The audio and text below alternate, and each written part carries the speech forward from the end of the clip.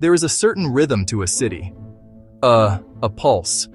It is the sound of life, of commerce, of movement, the hum of traffic, the distant chatter of voices, the simple, undeniable fact of human presence. We build these places for ourselves, as monuments to our own existence. They are canvases upon which we paint the stories of our lives, day after day, generation after generation. We expect them to be filled, to be loud, to be alive. But what happens when that rhythm stops? What becomes of a city when the people are gone, when the pulse flatlines, and all that remains is a profound, echoing silence? Start with a silent aerial shot of an empty city. No people, no motion. This city exists. But entering it is illegal. These are real cities, with streets, buildings, and history, but access is denied by law, military control, or permanent hazard. Most cities grow by attracting people. A few are designed to keep everyone out. The tension comes from familiar urban form, total exclusion, legal enforcement. Across the globe, there are cities that exist on our maps, yet remain firmly off limits.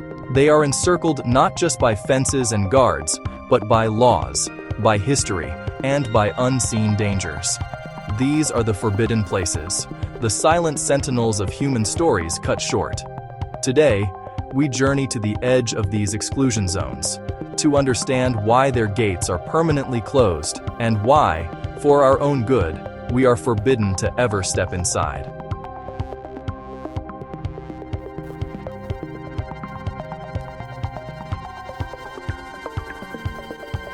At these coordinates, normal urban rules don't apply.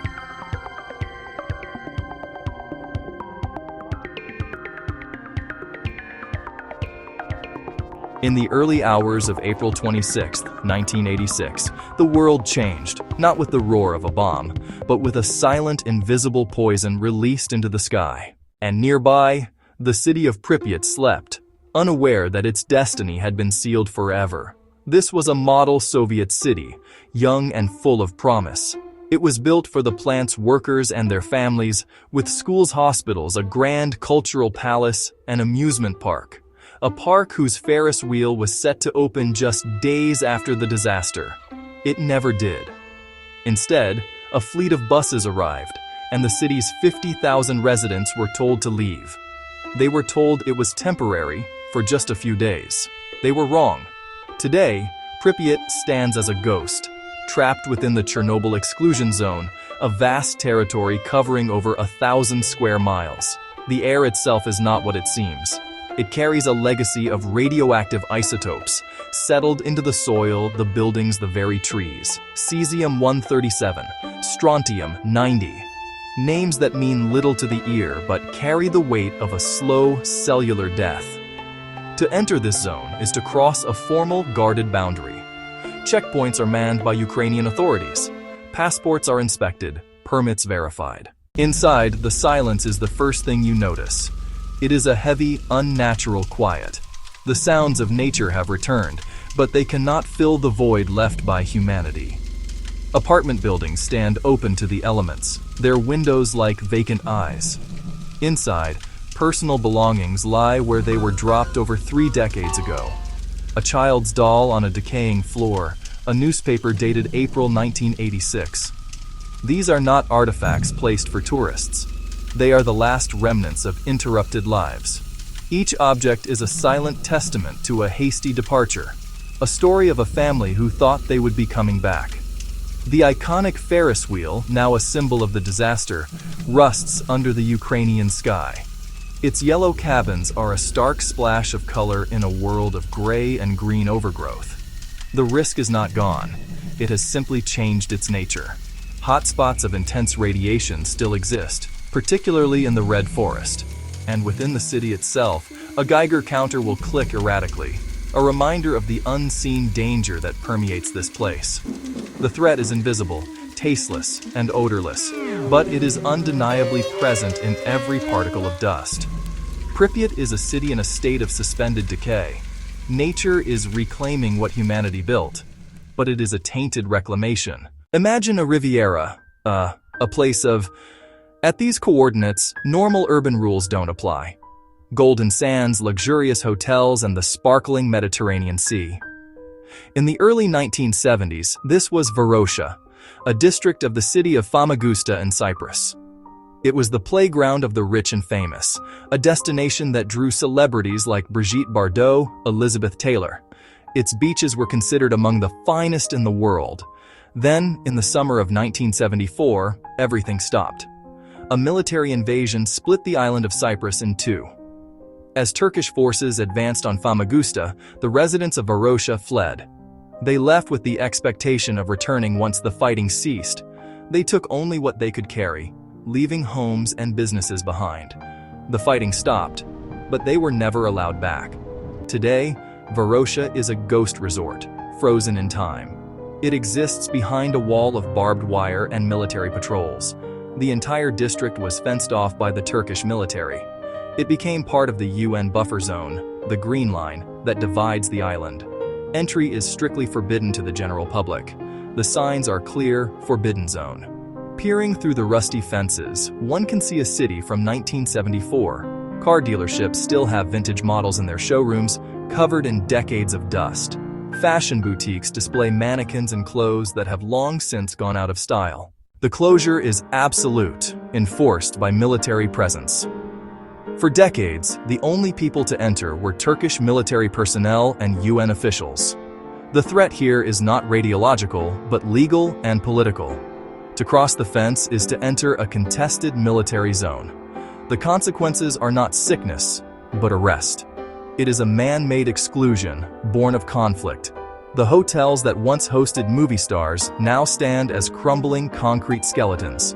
Their windows are smashed, their interiors looted, and exposed to the salt-filled air. Nature has begun its slow, relentless assault. Sea turtles, oblivious to human politics, now nest on the deserted beaches. The bougainvillea that once decorated balconies now grows wild, consuming the structures.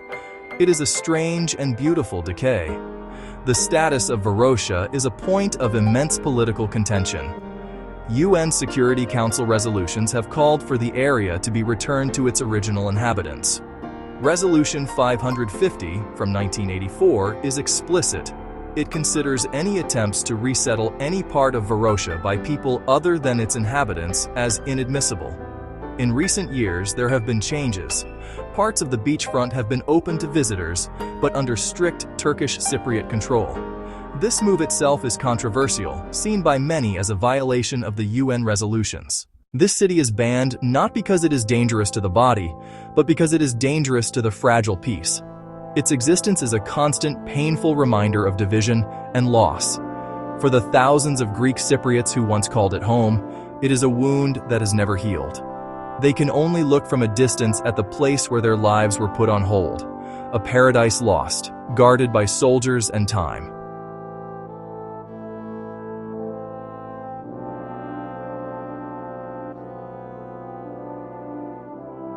At these coordinates, normal urban rules don't apply. Chapter 3. Some places are closed because of what happened there in the past. Others are closed because of what is happening there right now. Deep within the Ural Mountains of Russia lies a place that officially, for a long time, did not exist. It is the closed city of Mezhgorye. Unlike Pripyat, Varosha, this city was never open. It was born in secret. It lives in secret. Founded in 1979, Mezhgorye holds the status of a zato, a Russian acronym for Closed Administrative Territorial Formation. Towns and cities with restrictions on residency and travel access is granted only by special permission. For outsiders, the city is completely off-limits. Its purpose is a matter of national security for the Russian Federation. The city is situated near Mount Yamantau. The name translates Evil Mountain, Wicked Mountain. It is the highest peak in the southern Urals. Beneath it, according to satellite imagery and intelligence reports, lies a massive underground complex. A project that began in the Soviet era and has continued under the Russian government. The scale of the excavation is immense. What is its purpose? That is the core of the secret. There is no official confirmation. Speculation has ranged vast nuclear bunker for the Russian leadership command and control center to survive a nuclear war storage site for nuclear warheads, repository for strategic materials. The perimeter of Mezhgorye is not for show. It is a serious, controlled border. Checkpoints guard the roads into town. The area is under strict military and federal security service oversight. This is an active operational security zone. The reasons for the closure are current and classified. No archival footage of a bustling past. No personal stories of evacuation. Mezhgorye has only ever been a closed city. Our views are limited to satellite photographs. We can see the grid of streets, apartment blocks, infrastructure, but we cannot see the life within, nor the secret it protects. The Russian government has given vague and sometimes contradictory explanations. They have claimed mining site, repository for national treasures, food storage area. These explanations have not quelled speculation. Continued construction and heavy security suggest something more significant, tied to the highest levels of state strategy and defense. The city's existence was only officially acknowledged in the 1990s, but its classified nature remains. The people who live there are part of this secret world. They live ordinary lives in an extraordinary place. Their world is contained within the secure perimeter, and the work they do is part of Russia's national secret. Mezhgorye represents a third kind of banned city, not one of accidental contamination, not one of political division, but one of deliberate strategic secrecy. A place built to be hidden, separate from the wider world. Its walls are not just physical, they are walls of classification and state power. A black box at the heart of a mountain range.